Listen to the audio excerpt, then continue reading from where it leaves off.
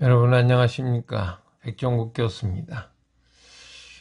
지금 이 정치에 대해서, 정치란 무엇인가에 대해서, 정치는 어떻게 이루어지는가에 대해서 논의를 하고 있는데, 정치가 이루어지는 것은 이제 정치 권력을 통해서 이루어지는 거죠. 그런데 그 정치 권력이 그 개념상 특정한 공동체 내라고 얘기를 했어요. 그 특정한 공동체 내에 어떤 특정한 공동체느냐 여기에 대해서 그 생각해 볼 필요가 있는데, 이제 뭐 가정 안에서도 정치는 이루어지죠. 가정, 엄마, 아빠. 옛날에는 주로 이제 가부장적 권위가 핵심이었는데, 요새는 이제 엄마의 권위가 아주 그 중요한 지배 기준이 되는 것 같아요. 저희 집도 살살 그렇게 돼가고 있습니다, 지금. 여하튼, 아, 그러나 가정은 정치 권력이라는 표현의 주 대상이 아닙니다. 은유로 얘기할 수는 있겠지만, 가정은 기본적으로 혈연으로 구성된 공동체고, 그 혈연에서 오는 그런 사랑, 애틋한 그런 가족 간의 사랑이 기본이기 때문에 이게 정치 권력이라는 표현을 적용하기가 힘든 그런 공동체다. 이렇게 말할 수가 있습니다. 정치 권력이 행사되는 그러한 핵심적 공동체는 역시 국가다. 이렇게 말할 수가 있죠. 그럼 이제 국가에 대해서 생각을 해봅시다. 국가, 스테이트.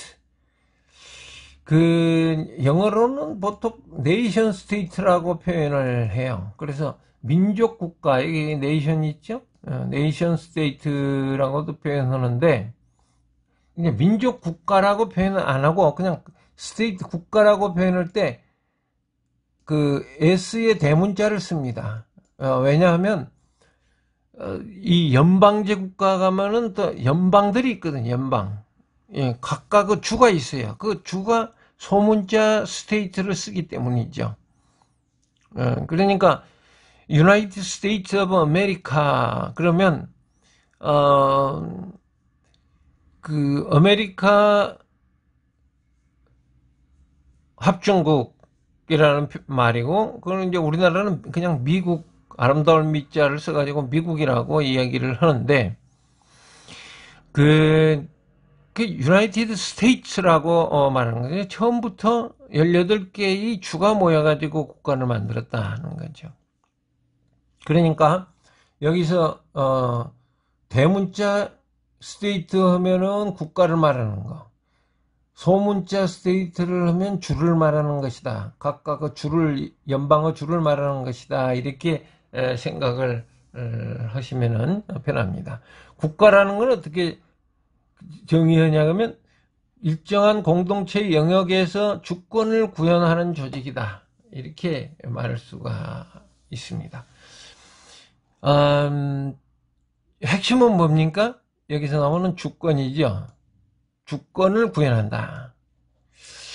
이제 보통 우리가 뭐 국가의 3요소 해가지고 뭐 국민, 영토, 주권 이렇게 세 개를 이야기를 합니다. 그 말 뭐 의미가 있어요. 그러나 사실은 역사적으로 볼 때 그 주권이 가장 핵심적이었다는 걸 알 수가 있어요. 지금 무슨 소리냐 그러면 때로는 국민이 오버랩될 수도 있고 때로는 영토가 오버랩될 수도 있습니다. 그래서 많은 그 갈등이 나오고 지금도 뭐 계속 갈등하잖아요. 그러니까 영토로 국가를 구분한다 그러면 그 자세히 보면 좀 헷갈릴 수 있고, 또 인민들의 그 인민들을 중심으로 본다 그러면은 또 그것도 또 헷갈릴 수 있어요. 여러 가지 그 문제점들이 있습니다. 그러나 주권은 이건 개념상 서로 공유가 안 되는 거예요. 그렇기 때문에 주권을 중심으로 이야기를 하면은 아주 깔끔하게 설명이 됩니다. 그럼 주권이라는 건 뭐냐? 서버렌티라고 얘기를 하는데 특정한 공동체를 통치하는 최고의 권력이 최고의 권력. 그러니까 이 최고라는 말은 수프림 파워는 다른 더 이상의 권력이 없다 이게 경쟁하는 권력이 없어요. 만약 최고의 권력이 없고 아직도 경쟁하는 권력들이 국가에 남아 있으면 그 국가는 아직 형성이 덜 된 국가 혹은 내전 중인 국가라고 말할 수가 있습니다. 그러니까 뭐 우간다 안에서 뭐 여러 부족들이 지금 경쟁을 하고 있는데 그건 이제 제대로 된 국가라고 보기 힘들죠. 아직 제대로 된 주권이 형성이 안 됐어요. 최고의 권력이 존재하지 않습니다. 이 장보댕이라는 분이 일찍이 주장을 했던 부분인데 아주 굉장히 유용한 이야기입니다. 보댕은 법의 정신 보면 아주 재밌는 이야기들이 많은데 참 아쉽군요. 설명을 다 못하고 넘어가서. 민족이라는 개념이 있는데 이게 이제 제가 여러분들에게도 앞에 이야기를 했지만 민족이라는 말의 이 번역이 일본 말이란 말이에요. 네이션을 번역한 것이 민족으로 번역을 해가지고 이게 이렇게 족이라는 인종이라는 뜻을 집어넣어 버려 놓으니까 우리 한국에서는 참 이 오용을 많이 하고 있어요. 이게 헷갈리고 뭐 잘 이해를 못하고 있는데 어쩌면 또 도리어 더 분명하게 이해가 될 수도 있죠. 일종의 단일 민족이기 때문에 쉽게 이해할 수 있는 요소도 있긴 있다 싶어요. 민족은 이제 많은 연구들이 있어요, 일단. 그러나, 제가 여러분들에게 공급하는 정의는 정치적, 문화적 동질성을 공유하는 사람들의 집단이다. 이렇게 이야기를 하고 싶습니다. 정치적, 문화적 동질성을 공유하는 사람들의 집단. 그러니까 핵심은 동질성을 공유한다. 이렇게 보는 거죠. 만약 동질성을 공유 안 하면 그건 뭐 한민족이 아니겠죠. 그러면 또 어떤 같은 민족 중에 어떤 사람은 황인, 어떤 사람은 흑인, 어떤 사람은 백인인데 그걸 한민족이 될 수 있느냐? 있다 이거지. 한 네이션. 대표적으로 미국을 보시면 안다. 이게. 미국처럼 민족주의가 강한 국가가 어디가 있어요. 그런데 서로 여기저기 다른 나라에서 와가지고 각각 그 인종들이 섞여 있어요. 그래서 사실은 민족주의가 더 강한 거예요. 왜? 이 동질성을 공유하지 않으면은 국가가 붕괴하는 것, 쪼개지는 건 순식간이니까.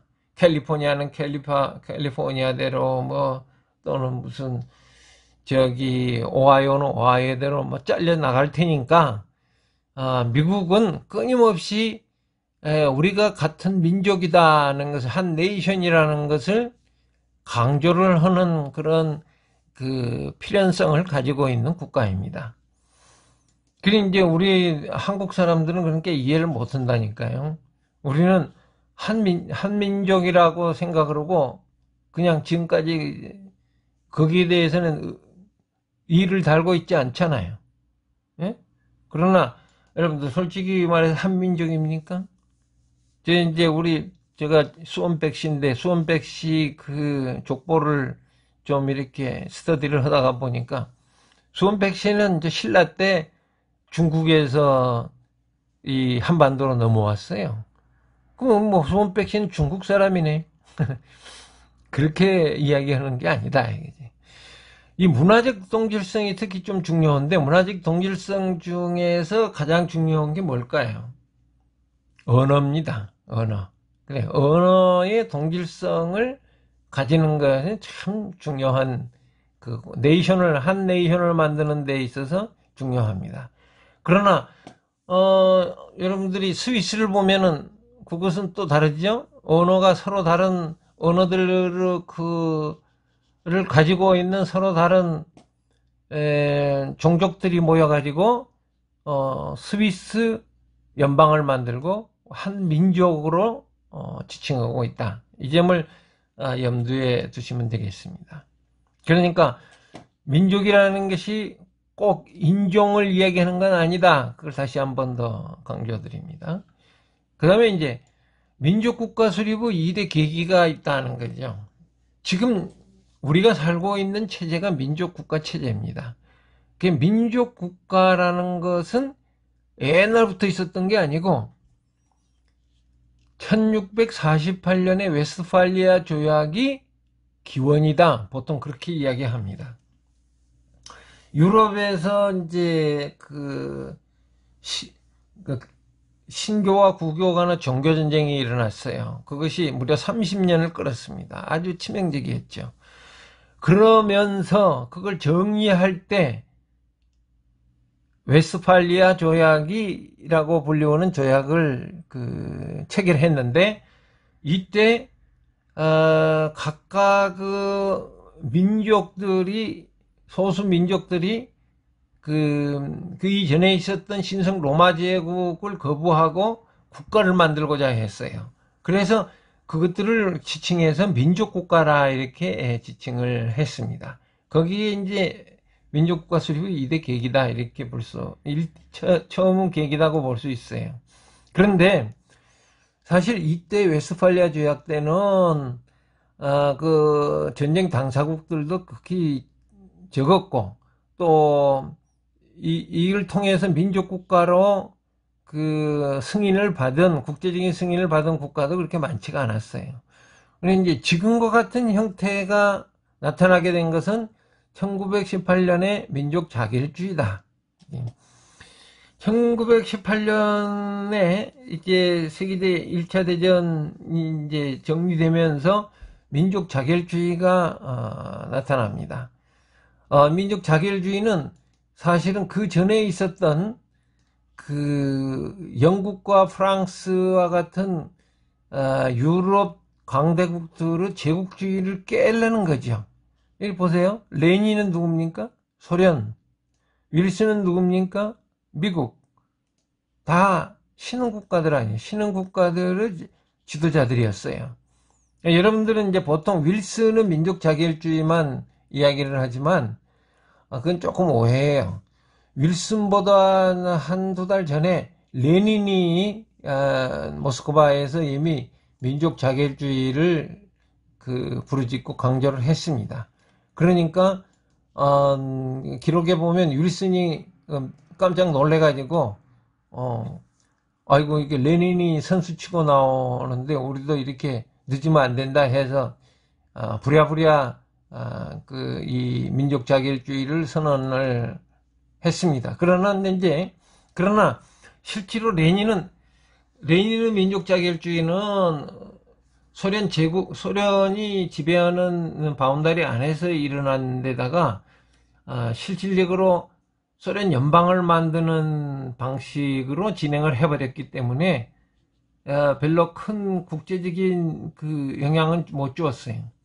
이제 윌슨은 민족 자결주의가 서구의 식민지들을 독립시키는 큰 영향을 일으켰기 때문에 지금 우리가 보통 윌슨의 민족 자결주의를 이제 이야기를 하고 있습니다. 그것이 이제 영향이 레닌과 윌슨의 영향이 1919년에 3.1 혁명, 조선의 3.1 혁명을 일으킨 요인이었다 하는 것은 여러분들이 잘 아실 것으로 봅니다. 이제 여기 이제 국가를 이제 현대 국가에 대해서 좀 정리를 했다면 조금 더 한 걸음 더 나가서 국가의 기원에 대해서 좀 살펴볼 필요가 있습니다. 아주 좋은 책이 있는데 로널드 코헨과 엘만 서비스의 Origins of the State, 국가의 기원이라는 책인데 이건 anthropology, 인류학적 연구인데도 아주 참 재미있고 폭넓게 잘 되어 있는 좋은 책입니다. 이 고행과 서비스의 그 정리를 보면 그 갈등 이론과 통합 이론으로 나눌 수 있다. 이런 거죠. 이건 갈등 이론은 그러니까 개인적이나 사회적인 갈등이 국가를 조성시킨 요인이다 하는 것이 갈등 이론이고, 통합 이론은 뭐예요? 물리적인 제약이나 조직적인 제약을 극복하기 위해서 만든 것이 국가다, 이런 이야기죠. 여러분들이 이미 잘 알고 있고 앞에서 또 제가 사회교양론으로 또 설명을 해드렸기 때문에 여기서는 이 두 분의 정리한 것만 소개를 하고 넘어가겠습니다.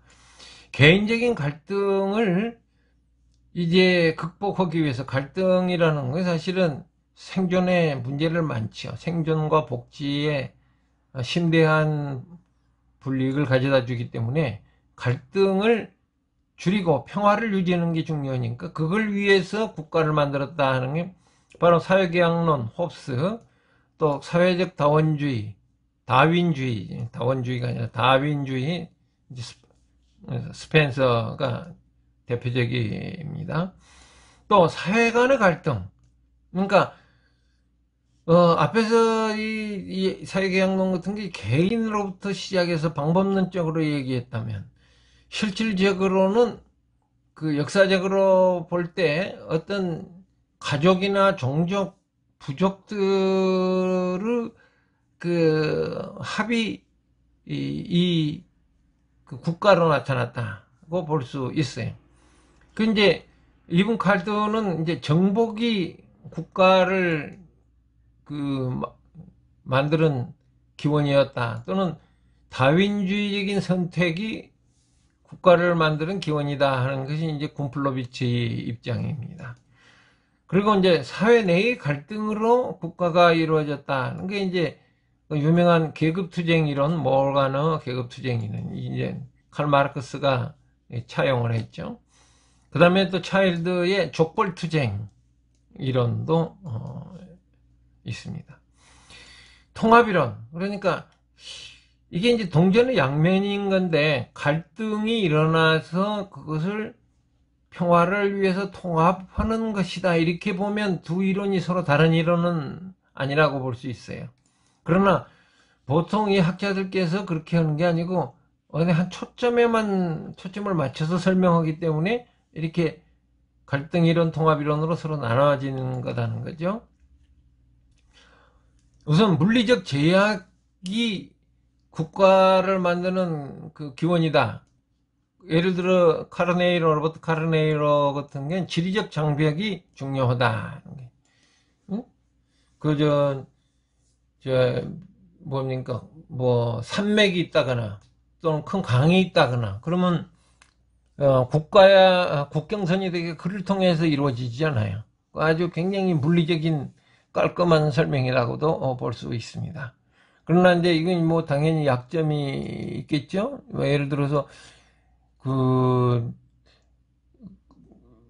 이제 우리가 지도만 봐도 물리적인 무슨 산맥이나 또는 큰 강을 넘어서 대제국이 형성이 되고 그런 건 많잖아요. 군사적 장벽, 그러니까 군사적인 경쟁을 통해서 더 이상 확대가 될 수 없으니까 거기서 이제 국가가 이제 끝났다. 국가의 한계가 거기서 왔다. 이 굉장히 현실적인 설명이고 어디에서나 다 적용할 수 있습니다. 왜? 국가의 장벽이라는 게 말하자면 그 주권의 장벽이거든. 그 나라의 그 최고 권력이 더 이상 행사될 수 없는 선을 이야기를 하는 것이죠. 그러니까 군사장벽은 가장 성공적인 설명이긴 하지만 한 가지 문제는, 그럼 군사장벽이라는 것은 제도화 또는 안정성이 약하지 않겠어요?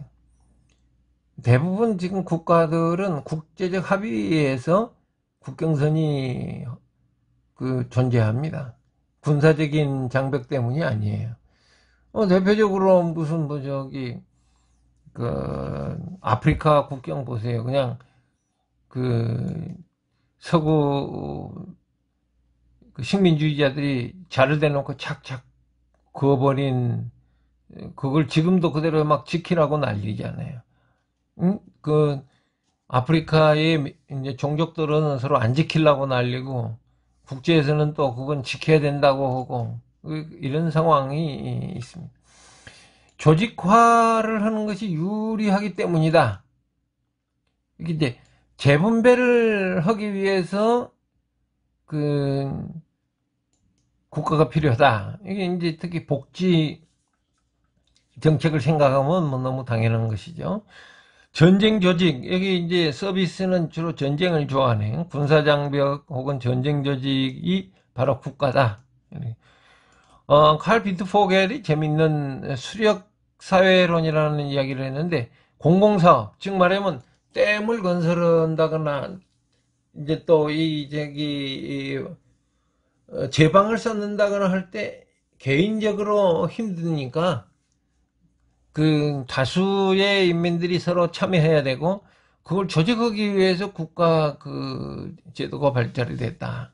이게 이제 칼비트 포겔이 중국을 연구하면서 이 수력 사회에서를 제공했다고 합니다.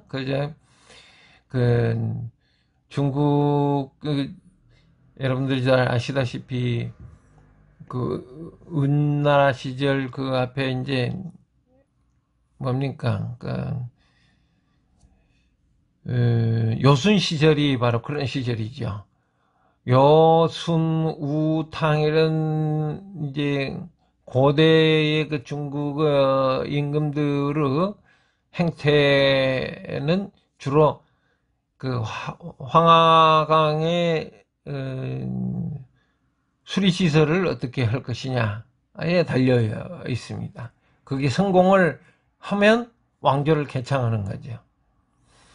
대표적으로 그 우임금이라는 게 있네요. 우가 이 순으로부터서 정치 권력을 이양받은 이유는 우가 이제 수리 관계 시설 하는데 아주 특별한 능력을 보였기 때문이라는 거죠. 국가에 관한 토론에서 마지막으로 하는 게 이제 생각해 볼 게 국가 형성의 역사적 단계라고 볼 수 있습니다. 이미 말씀을 드렸듯이 국가라는 것이 고정적인 게 아니고 역사적으로 이렇게 계속 발전되어 왔어요. 발전이라기보다는 변화되어 왔다고 보면 되겠죠. 꼭 발전이라고 볼 수 없지. 여하튼 이 국가의 발달과 정치 경제 체제의 경제 체제의 발달이 같이 가고 있어요. 그래서 정치 경제 체제의 발달이라고 부르는데, 예를 들어서 프리드리히 리스트는 수렵 사회에서는 유목국가, 농업 사회에서는 농업국가, 농공업 사회에서는 산업국가, 농공상업 사회에서는 무역국가가 나타난다고 이제 이야기를 했어요. 마르크스는 원시 공산사회에서는 부족국가, 노예제 사회에서는 노예국가, 봉건제 사회에서는 봉건국가, 자본제 사회에서는 자본주의 국가, 그리고 최종적으로 공산주의 사회에서는 공산주의 국가가 나타난다. 이렇게 이야기를 했습니다. 다 꿈들이 있죠. 그래서 저도 이제 같은 꿈을 꾸는 건데 실제로 해보면 생각을 해보면 이 수렵사회, 원시공산사회에는 국가라고 부르기는 뭐해. 그냥 시족 동맹이 있었다. 이게 이제 한국 고대사에서 시족 동맹들이 많았었잖아요. 시족 동맹들이 나중에 국가를 형성했죠. 그런데 시족 동맹들을 지금 현대적인 의미의 국가라고 얘기를 하면은 좀 이상하다는 거죠. 그래서 이제 부족 국가 정도에서부터 국가라는 개념이 나타났고, 부족에서 민족 국가로 발전을 했다. 여기서 이제 이론과 리스트나 마르크스 이론이 서로 차이가 나기 시작합니다. 왜냐하면 지금 국가를 논할 때는 이 봉건 국가냐 산업 국가냐 이런 형태는 중요치 않다는 거죠. 이제 부족국가냐 민족국가냐, 이것이 지금 중요한 변화예요.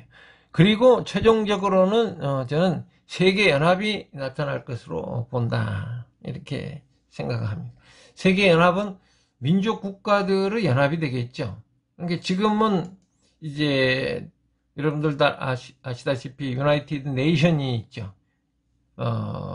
국제연합이 있는데, 국제연합이 세계연합으로 갈지 뭐 또 어떻게 될지는 알 수가 없지만, 지금 적어도 이제 200년, 300년 이렇게 거시적인 관점으로 보면 세계연합이 나타날 가능성이 크다 하는 것이 저희 주장입니다.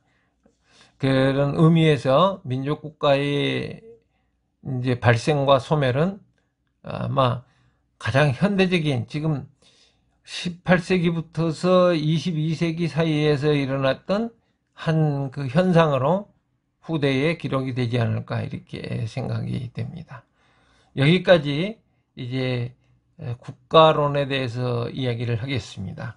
다음 시간에는 민주주의적 정치체제를 나누는 시간으로 가지도록 하십시다. 시청해 주셔서 감사합니다.